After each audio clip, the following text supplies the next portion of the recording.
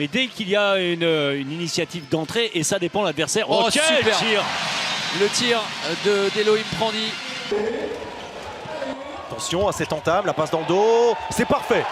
L'enchaînement Cavalcanti qui a vu le défenseur et qui décale remarquablement pour Valero Ribera. Deuxième but consécutif pour l'Espagnol. Sacco. Bataille avec Linus Persson qui va décoller. Encore une fois, Yann Gentil, il est parfait dans ce début de rencontre. Yann Gentil est derrière l'ouverture, elle l'est tout aussi parfaite. Mais la parade de Sunic qui répond à celle de Gentil. Extérieur, intérieur, oh superbe, magnifique. Les trois arrières ont déjà marqué pour le PSG. Oh, la passe lumineuse et derrière énorme arrêt de Vincent Gérard face à Rémi Salou. Le jeu sur la contre-attaque s'est très bien lâché de la part de Nedim Remili pour offrir à Lucas Ballot ce ballon de but. Melic qui retrouve Trita. Trita encore, il a réussi à se faufiler. Derrière, c'est magnifiquement bien fait. Pour l'instant, on a du mal à trouver le pivot. Et voilà, au moment où je vous le dis, Youssef Benali parfaitement servi. Et le petit coup de poignet pour tromper Marine Chego. Très bonne inspiration de Youssef Benali. Regardez, la passe aveugle de Mikita. Watsakam avec Lutorac, c'est contré, tranquille, la défense bien en place, la relance, elle est parfaite jusqu'à Rivera qui a dans le dos, c'est remarquable, que c'est bien senti et que c'est bien joué. Une nouvelle fois sur le jeu rapide, sur ce contre rondement mené, regardez l'inspiration de Valero Rivera, et dans le dos, il a Kirill Lazarov. Entrée tranquille en matière pour les Montpelliérains. À nouveau le décalage avec Yanis Len. Impeccable. Depuis le début de la rencontre, déjà 4 buts pour l'ailier droit montpelliérain. C'est dur, ils défendent parfaitement les Nantais, le nouveau contre. Oh, et c'est parfaitement donné, remarquable. Oh, c'est sublime, la relance, elle est millimétrée pour Augustin Hussein. Ah oui, il n'a plus qu'à cueillir ce ballon et à le transformer. Belle activité. Face à Dupanda qui était isolé. Et le déclenchement du tir, supersonique, croisé. Imparable ce ballon. La perte de balle, allez le contre avec Marwan Choueref qui va se présenter face à Emil Nielsen. Et qui vient buter sur le gardien danois. Encore énorme.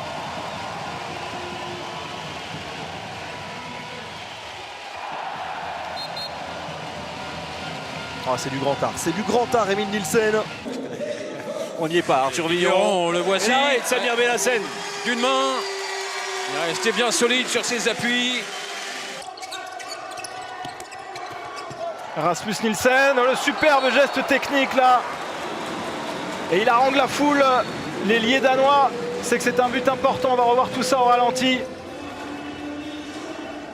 Lutorac, Diallo, contré à la défense est remarquable dans le but vide.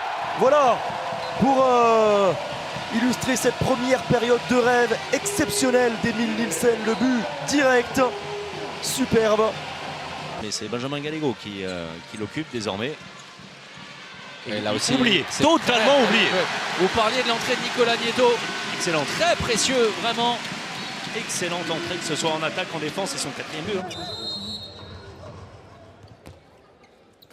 Oh, il y est retourné, là aussi très solide. Et le double arrêt, magnifique réflexe de Wesley Pardin, on l'a dit, parfaitement dans son match.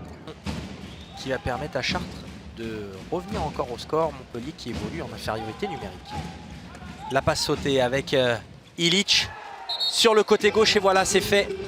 Chartres qui sans bruit revient dans la partie.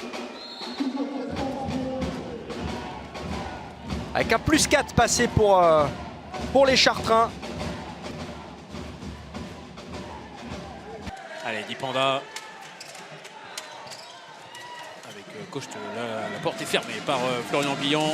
Adrien Dupanda, la bonne passe pour Lingard. Il a bien entendu avant de déclencher son tir. Dernière opportunité, les 10 dernières secondes pour Michael Guigou. Oh, c'est tôt. Oh, le tir énorme Très tôt.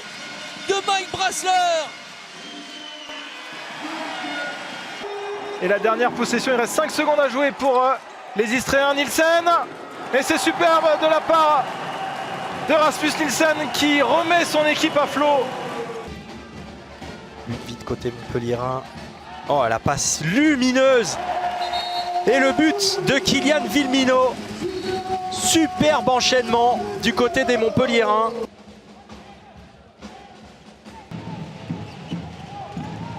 Oh, c'est du grand art. C'est du grand art cette passe aveugle en kung-fu. Emeric Min pour Kirill Lazarov. C'est du génie. Nantes récite, Nantes régale. Qui a fait son retour sur le terrain, Daoud. Et il y va tout seul, Daoud, mais il bute sur Dylan Soyer. Double intervention magistrale de Dylan Soyer. Si Aix-en-Provence rapporte quelque chose de ce déplacement, il va falloir rendre hommage à Wesley Pardin, ça c'est certain. Crépin. Ah, c'est bien fait là de la part de Guillaume Crépin qui hausse son niveau de jeu là depuis quelques instants. Pour Émilie avec Migdal Duré, la longue course. Oh, super! Ce que vient de réaliser le Suédois. Magnifique. Avec Kolakovic, ouais, ça là, elle est partie fort, pleine lucarne et égalisation de Saint-Raphaël.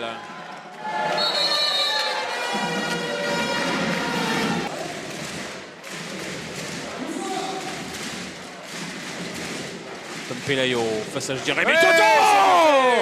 Superbe. Le jeu auprès des Nîmois, repoussé. Niateux. Et Brandy.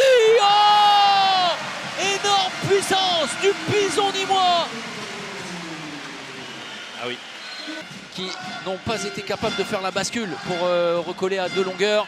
Et peut-être ce sera sur cette opportunité-là, après une énorme intervention de Théodore Paul face à Benoît Coude-Coude. Elle vient de jouer une nouvelle fois Daoud. Et Tabaran qui peut lancer rapidement vers la fusée Nielsen. Et ça passe pour Rasmus Nielsen. Impeccable ce soir. Larsen repoussé, le décalage pour Mathieu Hong qui réalise une partie absolument fantastique. Mathieu Hong Qui va essayer de retrouver Koudinov, la perte de balle. Peterson qui va pouvoir lancer. Mohamed Soussi. Superbe le geste de Mohamed Soussi. avec Niateux. 30 statique. Et l'arrêt de Vincent Gérard pour mettre un terme définitif à cette partie. Oh, et la roucoulette, bien évidemment bien inspiré. Bien inspiré, Thibaut Briet. La jeunesse est en confiance et peut s'illustrer aujourd'hui. C'est plié, Ivry va s'imposer. 3 buts d'avance, c'est terminé pour le suspense. Chambéry a baissé la tête. Chambéry va s'incliner.